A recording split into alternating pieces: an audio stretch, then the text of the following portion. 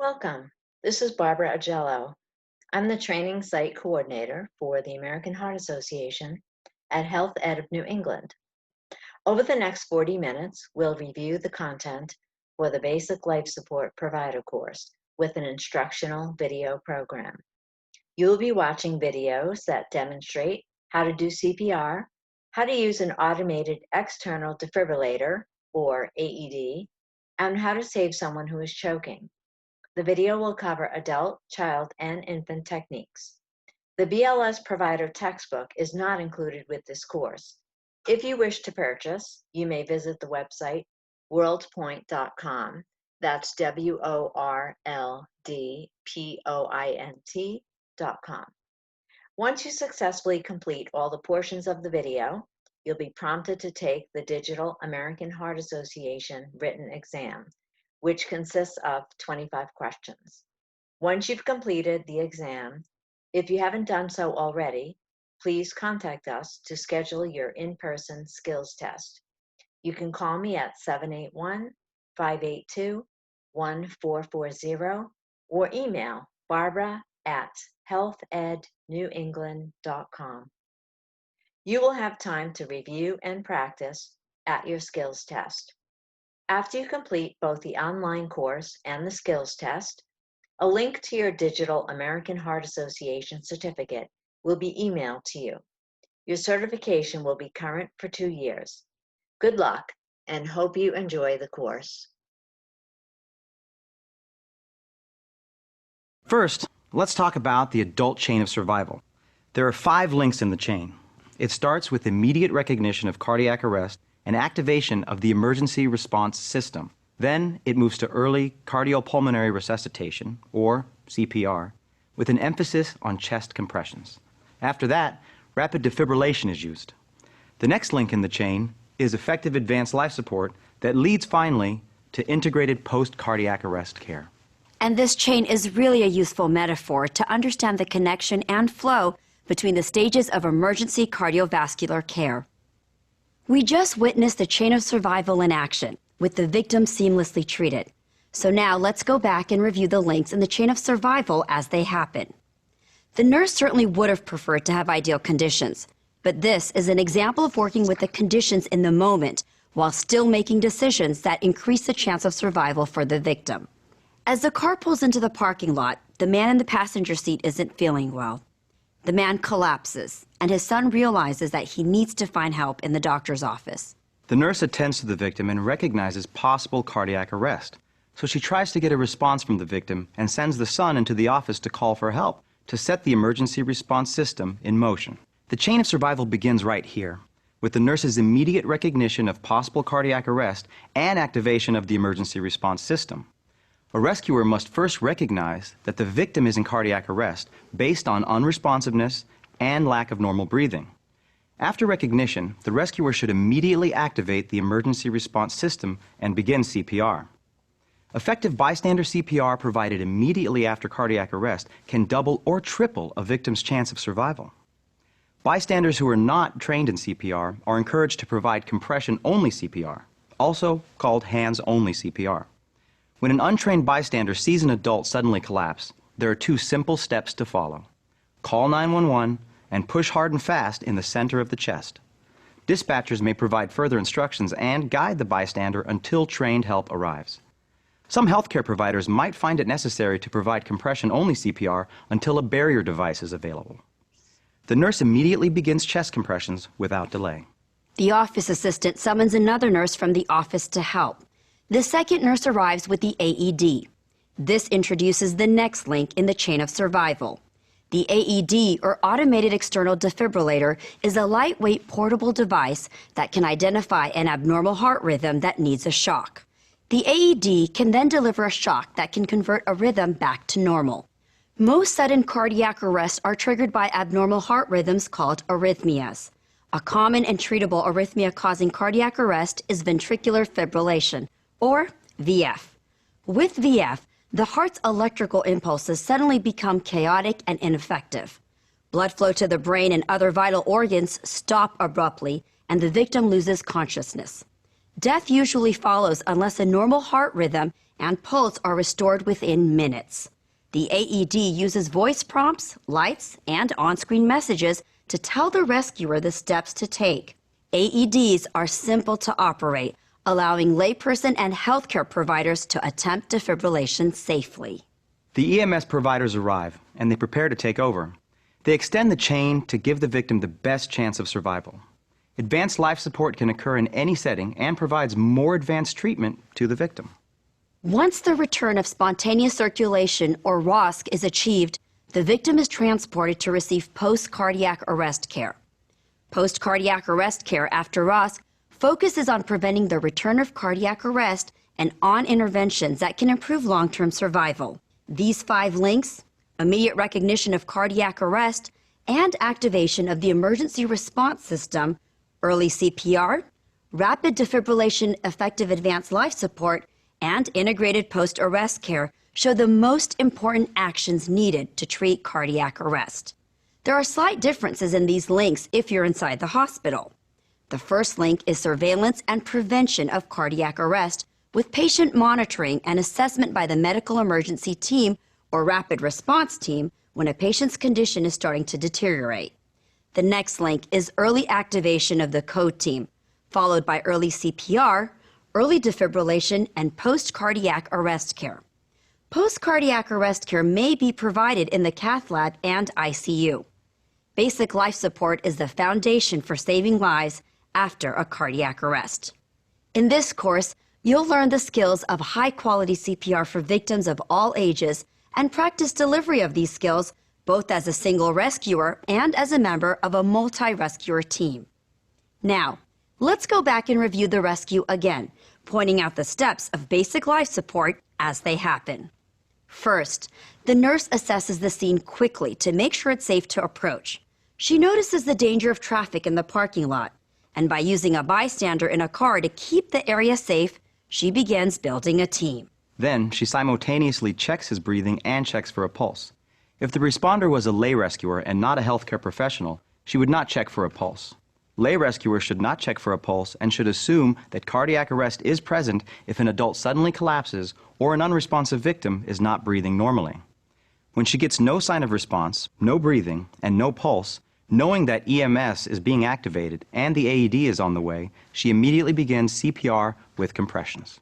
The delivery of rapid, strong compressions is a priority. She'll deliver ventilation as soon as the equipment arrives.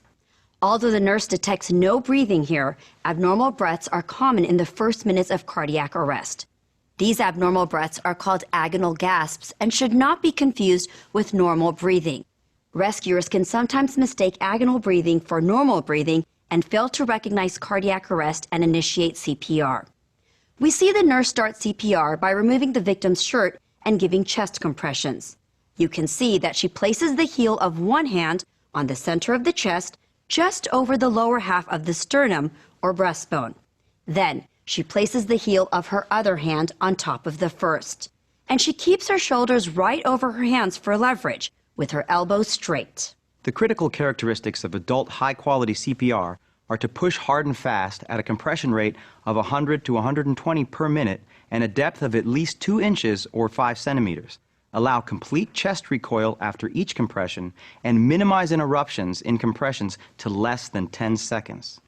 There is some evidence that compressions that are too deep, more than 2.4 inches or 6 centimeters, can increase injuries from CPR. However, most providers do not perform compressions deep enough. You should focus on making sure your compressions are at least 2 inches or 5 centimeters deep. We recommend the use of feedback devices to ensure that your compressions are the correct depth. We'll talk about feedback devices later.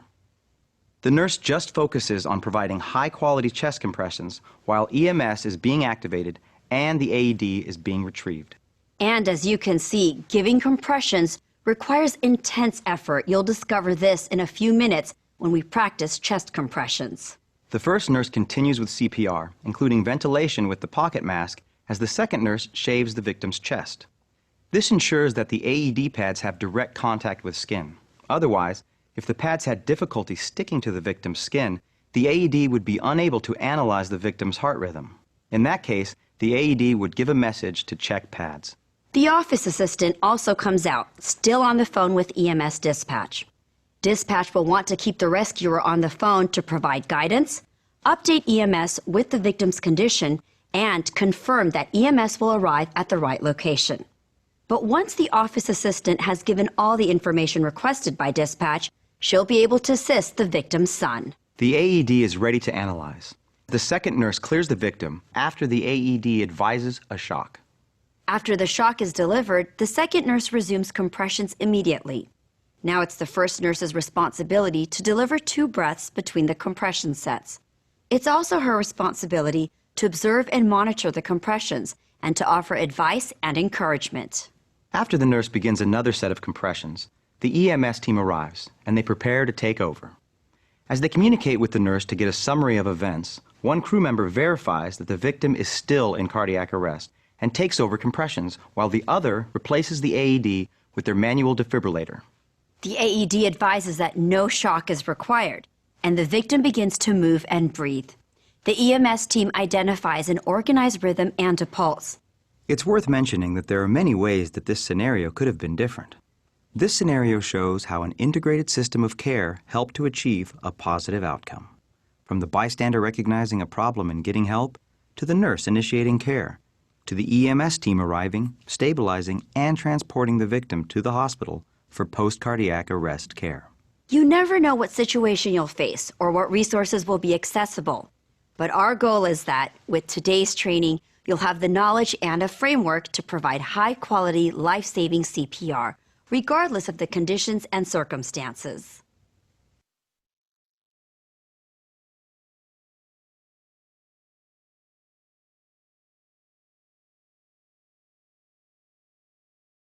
To begin training, we'll focus on individual skills that rescuers perform. It's most effective to perform CPR as a team. However, to be an effective team member, you'll need to possess the individual skills of CPR. So we'll start there. As a healthcare provider, your first step is to assess the surroundings for safety. Then tap and shout to determine responsiveness. If there is no response, you should shout for nearby help and activate the emergency response system in your workplace. Check for breathing by scanning the victim's chest, looking for chest rise. Check a carotid pulse. The technique of feeling for the carotid pulse is usually easier to perform on the side closest to you, the rescuer. Locate the victim's trachea by using 2 or 3 fingers and then slide your fingers into the groove just to one side of the trachea where you can feel the carotid pulse. You can scan for breathing and check a pulse simultaneously to minimize time before first compression. The check for breathing and pulse should take at least 5 but no more than 10 seconds. If you observe no breathing, abnormal breathing, or only gasping, and you do not definitely feel a pulse, ensure that help is on the way and start chest compressions immediately. In this practice session, you will first check for scene safety. When the scene is safe, approach the victim and tap and shout to determine responsiveness. If the victim does not respond, yell for nearby help and check for breathing and a pulse. If there is no breathing or only gasping and no pulse, ensure that help and an AED are on the way and immediately begin CPR, starting with chest compressions. We'll pause here before we practice checking for scene safety, responsiveness, breathing, and pulse. So position yourself to the side of your mannequin to practice. The instructor can begin when everyone's ready.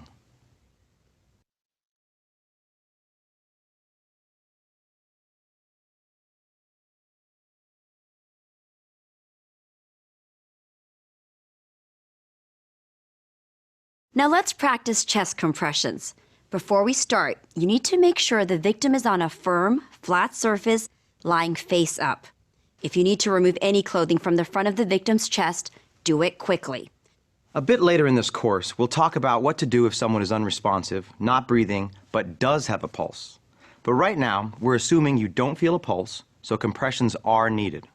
By starting compressions, you are initiating the CAB sequence, or compressions, airway, and breathing sequence. In the first few minutes of cardiac arrest, victims will have oxygen remaining in their bloodstream, so starting CPR with chest compressions can pump that oxygenated blood to the victim's brain and heart. After you give compressions, open the victim's airway and deliver breaths. It's important to minimize interruptions in chest compressions to less than 10 seconds. Each time you stop compressions, the blood flow to the heart and brain decreases significantly. Once you resume compressions, it takes several compressions to increase blood flow to the heart and brain back to the same levels. So any interruption in chest compressions can result in low blood flow and minimize the chance of ROSC. You'll need to work with a bare chest, and later you'll attach the AED pads to bare skin. To begin, place the heel of one hand on the center of your mannequin's bare chest, over the lower half of the breastbone. Place the heel of your other hand on top of the first. Make sure that your shoulders are directly over your hands with your elbows straight. And when we start, remember to push straight down on the breastbone to get adequate depth. When you push, push hard and fast. You can follow along with what's on the screen as you perform the compressions yourself. You'll perform 3 sets of 30 compressions. And remember, we'll be performing compressions at a rate between 100 and 120 per minute while counting them out loud, making sure the compressions are at least 2 inches or at least 5 centimeters deep, and allowing the chest to recoil between each compression. We'll pause here to give everyone time to get into position. In the next video, please note, while practicing with your instructor in use of the pocket mask, you will not be asked to breathe through the mask on the mannequin. You will demonstrate the correct application of the pocket mask on the mannequin and effectively opening the airway of the mannequin's airway. You will then verbalize giving 1 breath. After 1 to 2 seconds, giving 2nd breath.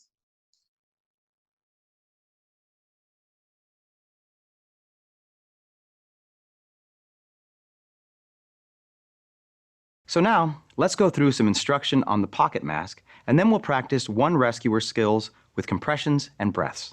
When you're working, you'll likely have access to a bag mask device. However, because a cardiac arrest can happen anywhere at any time, it's important to be comfortable and effective with the use of a pocket mask. Here we saw an example of that. A bag mask device might not be too far away, but when minutes and seconds matter, the time saved by being proficient with the pocket mask is invaluable. We'll be using the pocket mask for one rescue activity in our training today. When the nurse finishes a cycle of compressions, she quickly places the mask with the one-way valve on the victim's face. She delivers 2 breaths and returns to giving compressions immediately to minimize interruptions in chest compressions to less than 10 seconds. Now let's examine the technique more closely. Place the mask on the victim's face, using the bridge of the nose as a guide for correct position. Seal the mask against the face by placing the index finger and the thumb of your hand closest to the top of the victim's head, along the edge of the mask. Now place the thumb of your other hand along the lower edge of the mask. Then, place the fingers of that hand under the bony part of the victim's lower jaw near the chin, taking care to avoid the soft tissue under the chin. After that, open the airway by using the head tilt chin lift. By lifting the jaw to bring the chin forward, you'll lift the victim's tongue away from the back of the throat, relieving a possible airway obstruction. Then press the mask down while lifting the jaw to hold the mask tightly against the face and give 2 breaths while watching for chest rise. Actually seeing the chest rise with each breath is the best way to ensure that your breaths are effective. Breaths should be delivered over 1 second each with just enough force to produce visible chest rise. Rescuers should avoid excessive ventilation. Pause about 1 second between each breath. In this practice session, you want to hold the mask firmly against the face while lifting the jaw. Also, watch for the chest rise as you deliver each breath over 1 second. We'll pause here for you to get into position with the mannequins to practice the technique of opening the airway and giving breaths. We'll practice 5 sets of 2 breaths along with the video.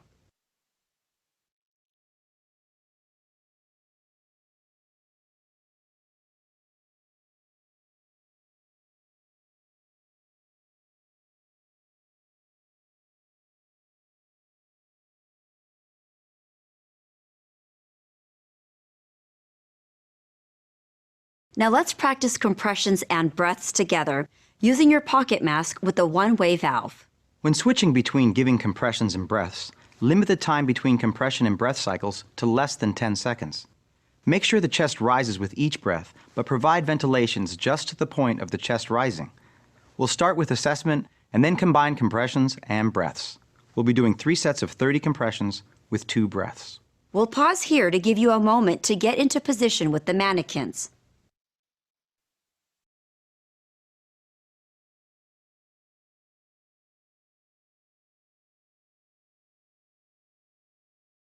Now let's focus on the use of the AED.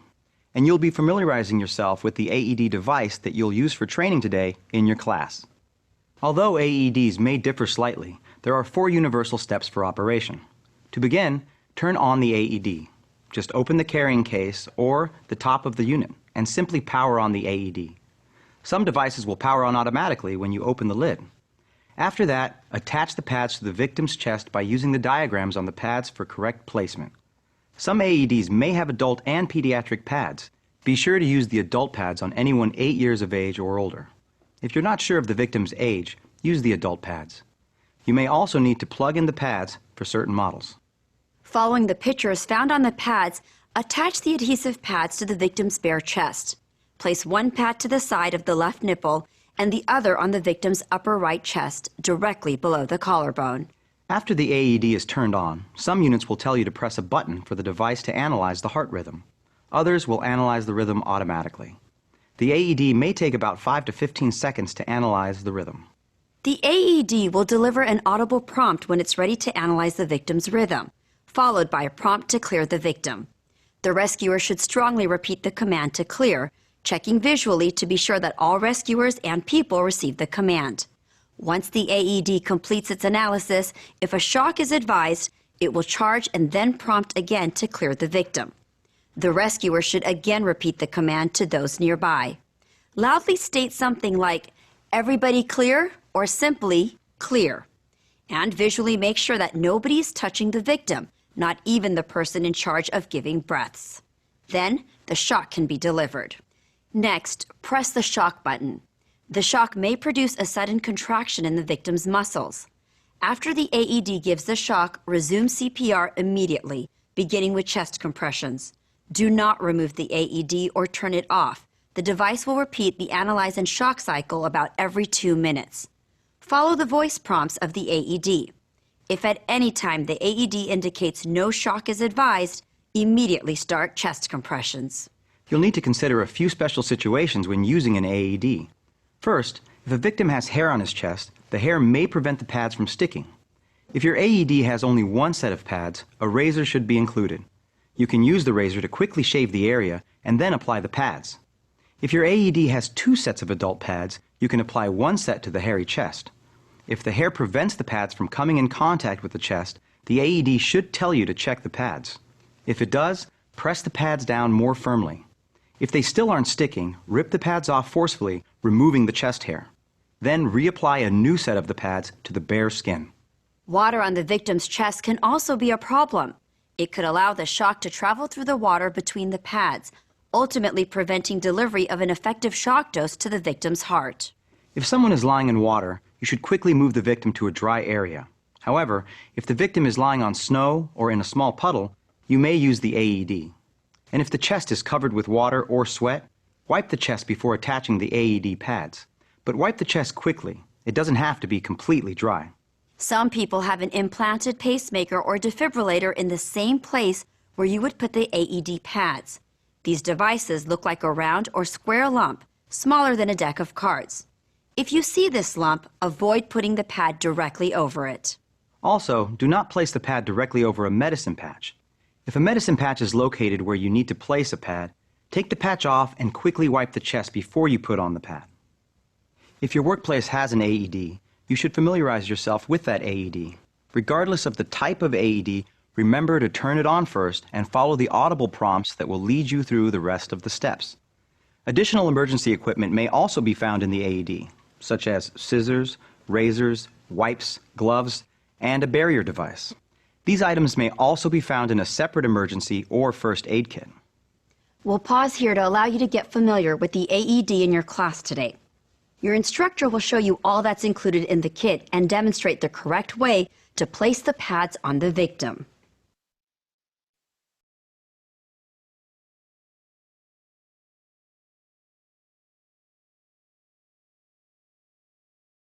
Later today, we'll practice the skills of two-rescuer CPR.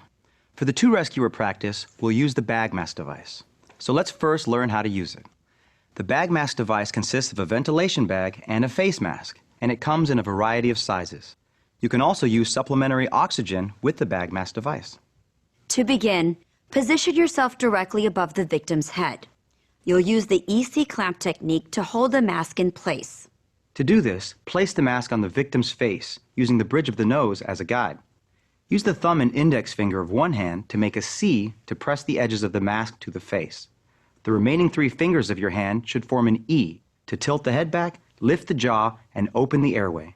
Make sure you squeeze the mask with your thumb and index finger while lifting the jaw to achieve an airtight seal between the mask and the face. And squeeze the bag with your other hand or push it against your leg or body. If the chest does not rise with each breath, then you're not providing adequate breaths.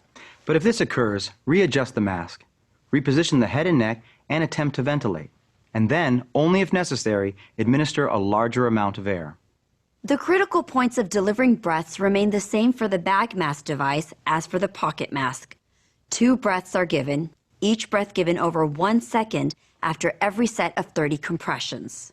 Make sure to deliver each breath over 1 second with just enough volume to make the chest rise. Delivering breaths in this way will reduce the chance of gastric inflation or air going into the victim's stomach instead of his or her lungs. Gastric inflation can cause vomiting and possible aspiration. If you have multiple rescuers, the most effective way to deliver breaths with the bag mask device is to use the 2-person technique. One rescuer focuses on keeping the airway open and securing the mask, while a second rescuer squeezes the bag to deliver breaths, just enough to cause chest rise. The first rescuer will use both hands to seal the mask to the patient's face and lift the jaw. The thumbs and index fingers of both hands each form a C to seal the mask against the face. And the 3 remaining fingers of each hand will form an E, lifting both sides of the jaw into the mask. Be careful not to press too hard on the mask, which could push the patient's jaw down and block the airway. Now, it's time to practice the 1 rescuer bag mask technique so that in a few minutes, we can combine it with the compressions to work on a 2 rescuer sequence. We'll pause here to get into position.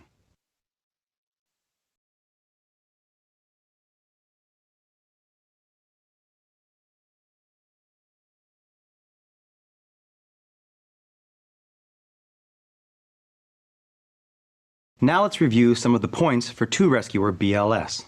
Rescuers should pause compressions when giving breaths until an advanced airway is in place. And if you're performing CPR without an AED, rescuers should switch roles when fatigued or after every 5 cycles. That's about 2 minutes. When an AED is present, switch roles every time the AED tells you to reanalyze. This switch should take less than 5 seconds to minimize interruptions in chest compressions. The rescuer giving breaths should monitor compression rate and depth, watch for complete chest recoil, and give feedback to the compressing rescuer regarding proper technique. So now you'll be practicing and working as part of a 2-rescuer team. For most healthcare providers and other rescuers, a 2-person or team rescue is far more common. In 2-rescuer CPR, each rescuer has a specific role. Let's review these roles while watching them play out. Rescuer number 1 should be positioned at the victim's side, ready to perform chest compressions and count them out loud. And rescuer number 2 should be positioned at the victim's head. It's rescuer 2's role to maintain an open airway and give breaths with a bag mask device while watching for chest rise and avoiding excessive ventilation. Rescuer 2 should also encourage rescuer 1 to perform chest compressions that are fast and deep enough and allow complete chest recoil between compressions. So let's practice 2-rescuer BLS. Follow the video footage and prompts as you practice. We'll work on the full sequence from the point of finding the patient until advanced medical help arrives. We'll pause here for you to get into position for our 2-rescuer practice.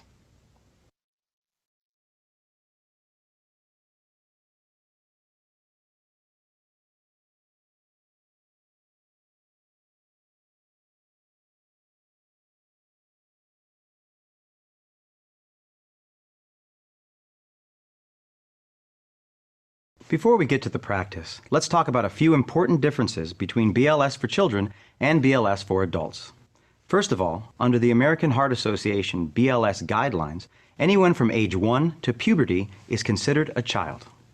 Under these guidelines, puberty is defined as chest or underarm hair on boys and any breast development on girls. When you're performing compressions on a child, it's fine to use 1 or 2 hands, whichever works for you and allows you to provide deep, effective compressions. To be effective, your compressions must go to a depth of at least 1/3 the depth of the child's chest, that's about 2 inches, and the chest must recoil completely between compressions.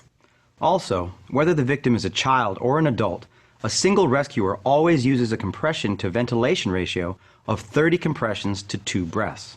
However, as we mentioned in the recap of the previous scenario, if you are a 2-rescuer team and the victim is a child, the ratio changes and should be 15 compressions to 2 breaths. Another difference has to do with when to activate the emergency response system.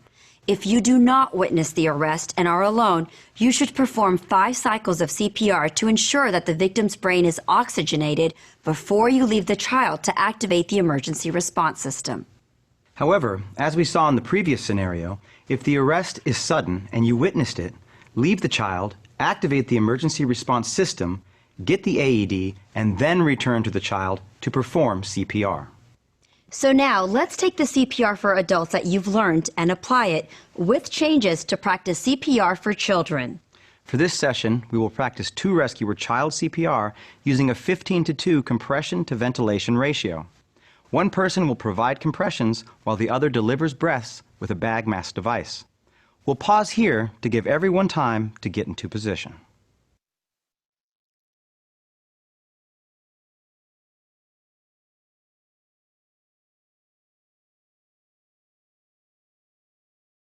First, if the cardiac arrest is witnessed, check the infant for a response and breathing. If the infant is unresponsive and not breathing or only gasping, send someone to activate the emergency response system and get an AED. Or leave the infant and do it yourself. However, if the child's collapse was not witnessed and there is no response or breathing, check the brachial pulse immediately. Then, if you don't detect a pulse, perform 2 minutes of compressions and ventilations before activating emergency response. To check an infant's brachial pulse, first place 2 or 3 fingers on the inside of the upper arm, between the elbow and shoulder. Then, when attempting to feel the pulse, press the index and middle fingers gently on the inside of the upper arm for at least 5 seconds and no more than 10 seconds. If there is no pulse, or if the heart rate is less than 60 beats per minute with signs of poor perfusion despite adequate oxygenation, begin CPR. To begin CPR, place the tips of your 2 fingers on the sternum or breastbone in the center of the infant's chest, just below the nipple line. But be careful not to press on the bottom of the breastbone.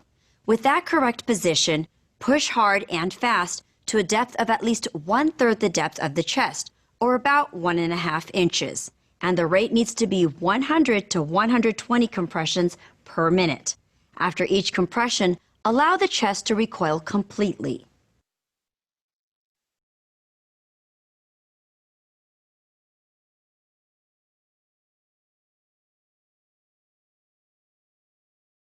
As we get ready to practice infant chest compressions, remember these key points. Deliver compressions at a rate between 100 and 120 per minute. Make sure the depth of the compressions is at least 1/3 the depth of the chest, or about 1.5 inches, or about 4 centimeters. Allow the chest to completely recoil with each compression. And count out loud as you deliver 30 compressions.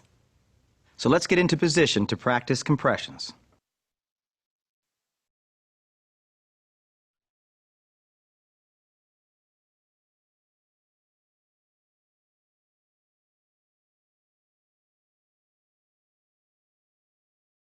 Now let's look at the technique for delivering infant breaths with the bag mask device.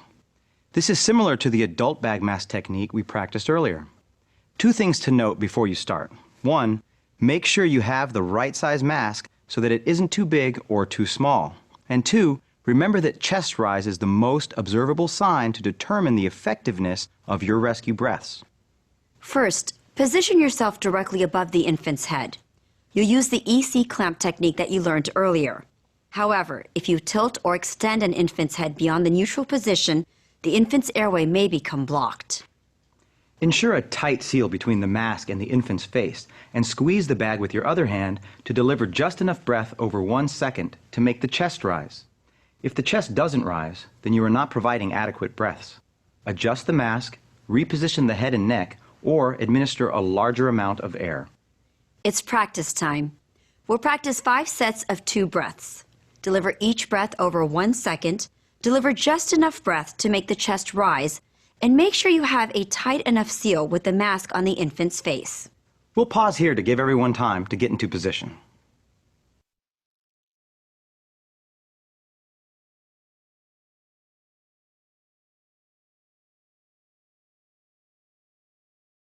There are some differences for the use of an AED for infants and children under 8. Some AEDs can deliver either an adult or child shock dose. The child dose is used in children under 8. If you're using a pediatric capable AED, it will have features allowing a child appropriate shock. But which feature is available depends on the type of AED you're using. Your AED may also include smaller sized pads that are designed for children under 8 years of age. If it does, use them. If not, use the adult pads while making sure that they don't touch or overlap. However, you should not use the child pads for an adult. The shock dose delivered by child pads is too small for an adult and will likely not be successful. It's better to provide high-quality CPR than attempt to shock an adult victim with child pads. Some AED pads recommend a different pad placement for infants and children, placing 1 pad on the chest and 1 pad on the back. Follow the pictures on the pad packages for proper pad placement. In infants under 1 year of age, if defibrillation is needed, a manual defibrillator is preferred. However, as we've mentioned before, this device is quite different from the AED, and it requires special training not included in this course. If a manual defibrillator is not available, an AED with the pediatric dose attenuator is preferred. But if neither is available, you may use an AED without a pediatric dose attenuator.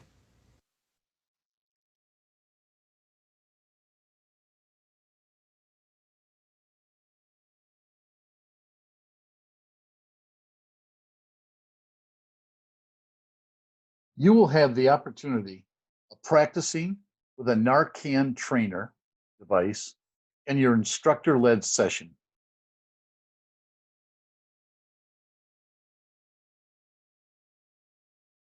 An opioid-associated life-threatening emergency is one condition that might cause a person to stop breathing but still have a pulse. Opioids are medications used primarily for pain relief. In high doses, these medications can cause a person to stop breathing or can even cause death. Naloxone is a medication that can reverse the effects of opioids and may restore normal breathing. Common ways to give naloxone are intravenous, intramuscular, and intranasal.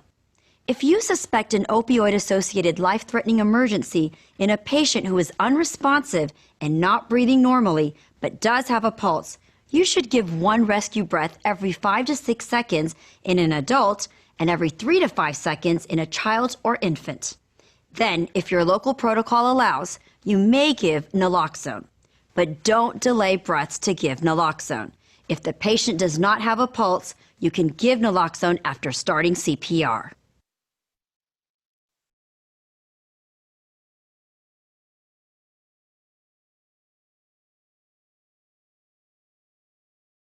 Most of what we've covered today has to do with procedures performed if a victim doesn't have a pulse. But another thing to know is what to do if the victim has a pulse but isn't breathing effectively. At this point, rescuers should give breaths without chest compressions. This is known as rescue breathing.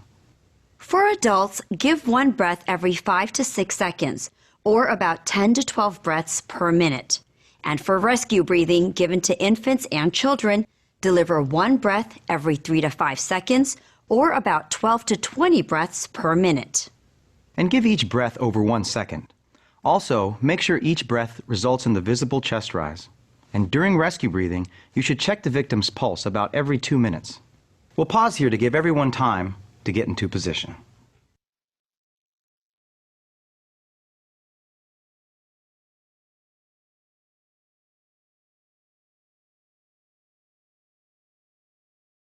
Choking is also a fairly common emergency among infants. The steps to relieve choking in an infant are quite different than those for older children and adults.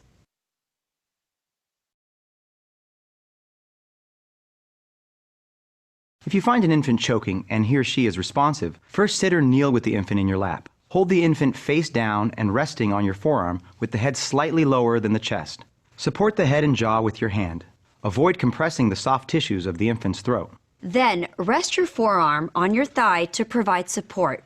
Deliver up to 5 back slaps forcefully between the infant's shoulder blades using the heel of your hand. Deliver each slap with sufficient force to attempt to remove the foreign body. Then, place your free hand on the infant's back, supporting the head with the palm of your hand. This will cradle the infant between your 2 forearms as you turn the infant over, while carefully supporting the head and neck. Keep the infant's head lower than the chest and deliver up to 5 quick downward chest thrusts in the same location that you perform compressions just below the nipple line over the lower half of the breastbone. Do this at the rate of about 1 per second.